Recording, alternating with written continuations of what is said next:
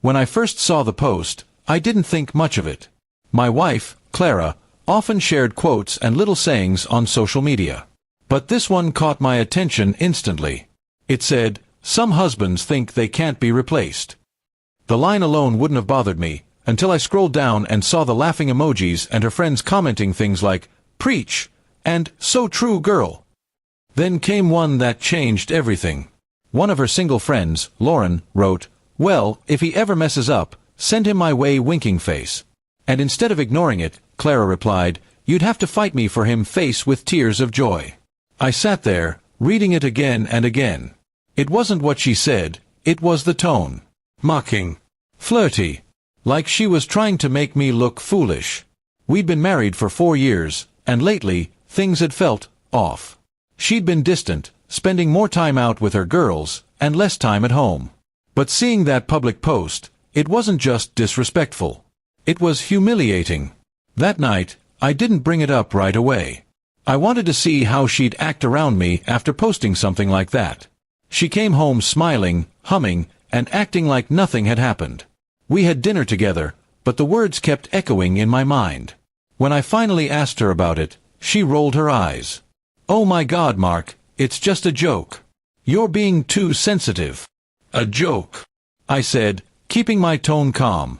"You publicly said husbands can be replaced and laughed when your friends flirted with you. That's not a joke, Clara. That's disrespect." She sighed, crossed her arms, and muttered, "You're reading too much into it." Then she went to bed early, leaving me sitting there, angry and embarrassed. The next day, I decided to see just how much of a joke it was. I didn't confront her again. Instead, I quietly started paying attention. Over the next week, I noticed how she smiled when texting, how she hid her phone when I walked in, and how she suddenly had girls' nights twice a week.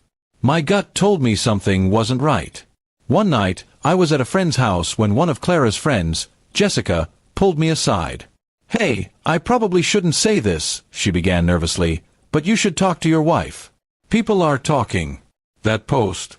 It started as a joke, but now everyone's saying she's acting like she's single. My stomach dropped. I didn't lose my temper. Instead, I thanked Jessica and went home quietly. When I got there, Clara wasn't home. I checked her location.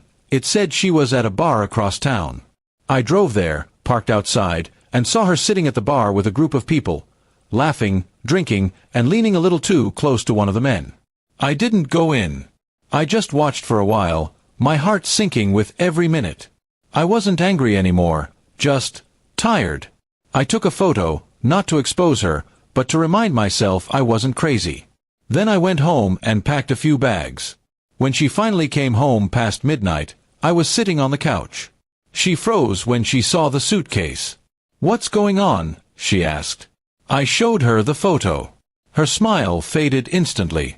"It's not what it looks like," she began, but I raised my hand.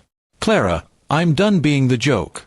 You can keep posting your quotes and acting single, but I'm not playing along anymore." She started crying, saying she never meant to hurt me, that she just wanted attention, that she felt I didn't notice her anymore. Maybe she was telling the truth. But when someone mocks your marriage for likes and laughs, that's not attention, it's betrayal. I moved out the next morning. I didn't block her or post anything online. I didn't need revenge or pity. I just wanted peace. Over the next few weeks, I got messages from her friends, some saying she regretted everything, others saying she was still trying to act tough. I ignored them all. A month later, I got an unexpected message from Lauren, the same friend who'd commented, asking if I was single. She wrote, "Hey, just wanted to check how you're doing. You deserve better." I didn't reply, but the irony wasn't lost on me. The same people who laughed at that post were now realizing I wasn't the one who could be replaced. Time passed. I focused on work, started going to the gym, and eventually felt free again. One day, I ran into Jessica at a coffee shop. She smiled and said, "Everyone thought you'd lose it when that post went viral. But you handled it with class. She's the one who lost something real." I smiled back, realizing she was right. Some people post for attention.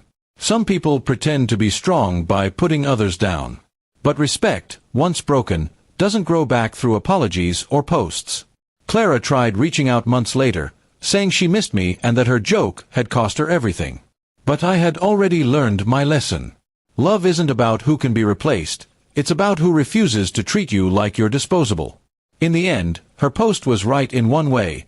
Some husbands really can be replaced. But some, once gone, leave a silence no quote or emoji can ever fill.